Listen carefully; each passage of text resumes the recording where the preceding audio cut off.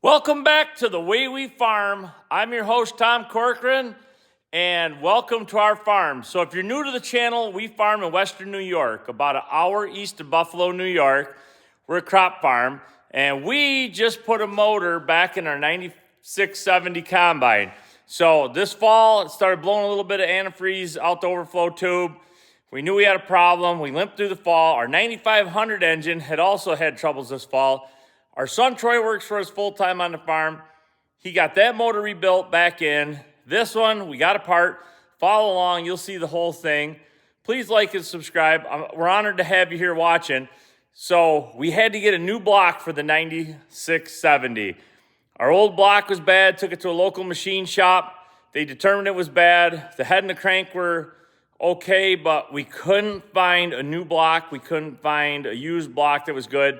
So we bought a new long block. So new crank, new block, new head, they were technically reman, but we could tell the block was brand new. So we got that, got it home. Troy put our components on it, and it is back in the combine. So follow along from taking it out to getting it running. So spring has sprung in Western New York. It's 65 degrees and sunny today. Tonight, it's going back into the low 20s, and we're going to have 50-mile-an-hour winds in a couple hours. But hey, we'll take it while it's here. So thanks for watching, thanks for following, and let's get into this.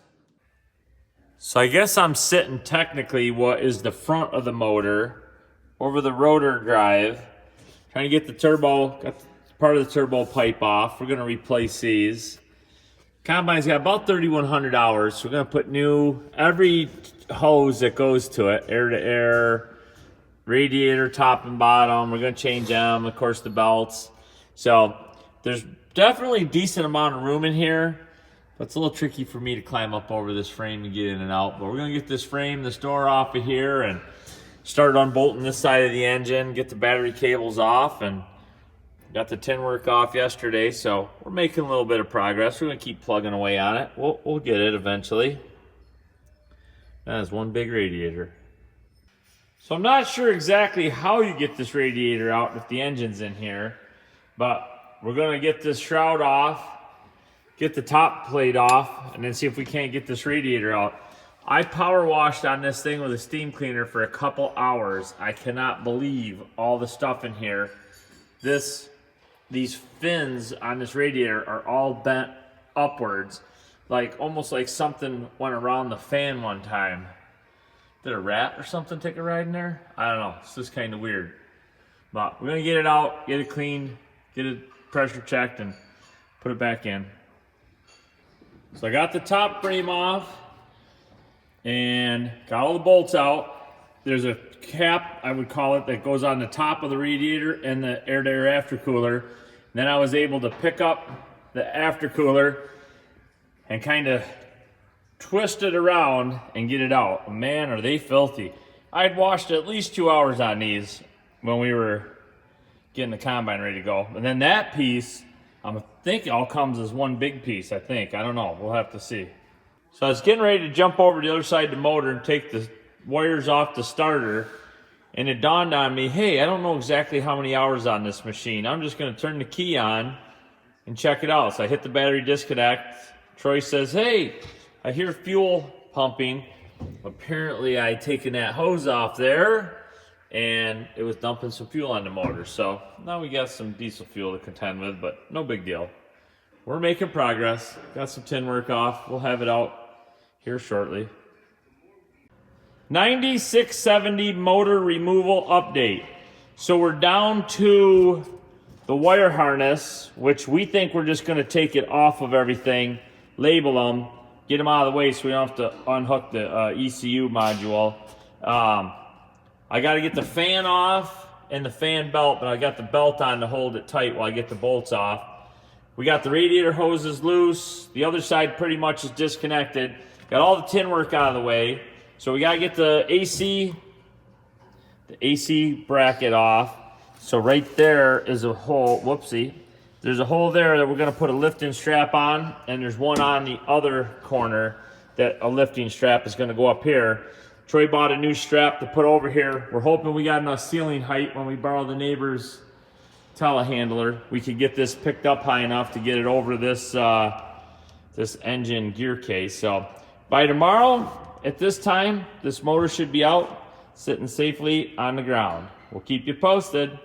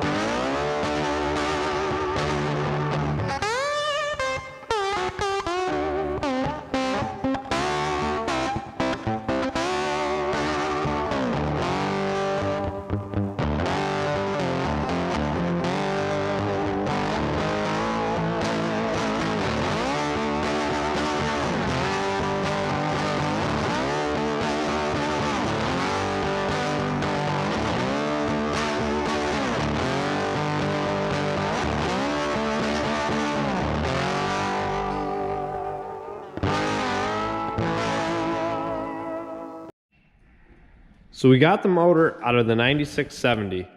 It's a 9-liter Deere that was experiencing some air bubbles in the coolant overflow tank. Our initial thought was the EGR cooler had gone bad, putting exhaust gases into the coolant system. As we ran it more, trying to get through the season, we started to get some pretty bad blow-by out of the crankcase vent tube. When we pulled it off, it was full of water and a gray material that's a sign of a blown head gasket. So once we get the cylinder head off, get the head gasket out of the way, another thing to check on these 9 liters is if the head gasket does go bad, it allows the cylinder liner to move up and down just a little bit, which will cause the block to go bad. So we're going to check with a dial indicator 4 points on each cylinder to make sure that they haven't recessed into the block at all. If they have, then we've got some serious issues. If everything checks out and is in within spec, hopefully we can send it to the machine shop, get everything checked over, get it cleaned and hot tanked, and back within a couple weeks. But as we pull it apart and make discoveries, we'll keep you posted. So on our 9670, just see this turbo oil feed line got a bad wear spot in it. So luckily that was a good catch.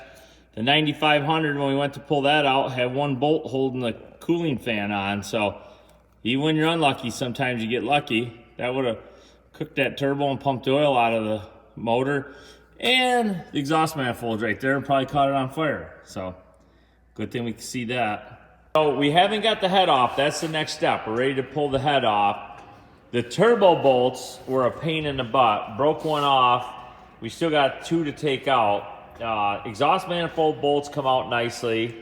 Got the valve train coming apart nice. Troy's got the injectors out in individual bags. So we're gonna pull the head off and see why our head gasket failed. So the head is off. What do we see so far, Troy? So at first visual, looks like number 6, the firing ring has some damage. I don't know why, that's yet to be determined. So we'll get the head out of the way here, the gasket, and measure the liners and see if that liner's moved on us. Everything else looks normal. So we're taking out the piston cooling orifices, which are these little guys right here that allow engine oil to shoot up into the bottom of the piston to keep everything lubricated. To get them out, they're kind of just a press fit in there. The book says use a suitable driver. Well, what's a suitable driver? I've tried a couple different regular punches, brass punches, couldn't find anything. So here we've just got a little M6 bolt. See, I've got the threads buggered up on these couple. From tapping on them? Yeah. We tried to punch, it didn't work so good. But if you didn't bugger them up with a punch, you just screw that bolt in a ways and give them a tap. They drive right out. Look at that. putting them in might be a different story. But look at that, just like that, they slip right out. So for those of you new to the channel, who's your mechanic? Who's my mechanic? Troy. Our son Troy is the mechanic. He went to 1 year Cobleskill, New York to college, and he learned how to do engine work, and he is great at it. So he rebuilt the 9500 combine engine. This one was cheating because the head was on it and the crank was in it, but there's still a lot. He had to put the oil pan on it, all the fuel injection system, the EGR cooler, the turbo, lots and lots of things. He even had to put our own dipstick in there, crankshaft back on it, the front timing cover. So lots of new parts, but we're excited. So yeah, we are so lucky to have Troy on the team. He is the motor man. I don't do a thing except run the tow motor when he's moving it sometimes, and I run the telehandler taking it in and out, but he is the mechanic. So motor installation didn't go as well as we anticipated. We got up there, we had trouble getting these splines lined up, and we tightened it in a little too much with the bolt, and it's hard to see, but we buggered them up. So we got a new dampener coming. Then we decided we'd change the throttle bearing, even though it might not do a lot on the combine. So got a new one of them coming. So a couple days we'll try it again. Just gotta be honest. Hey Troy, what t-shirt you got on today? The wrong one. Ah, Case IH. Wouldn't be putting the motor in a Case IH combine.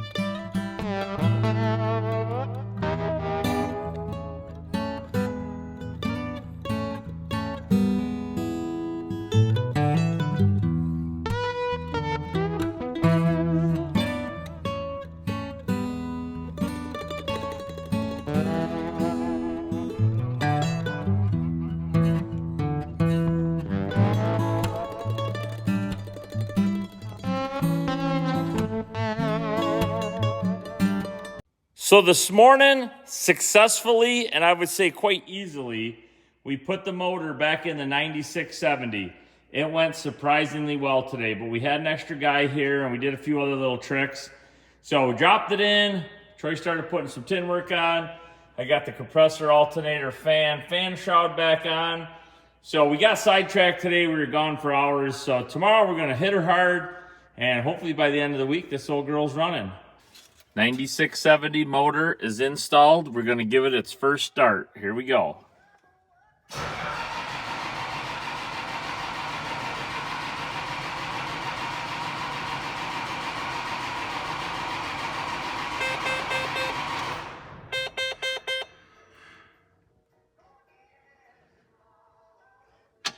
I'm just going to let it sit a second. Yeah. Here we go.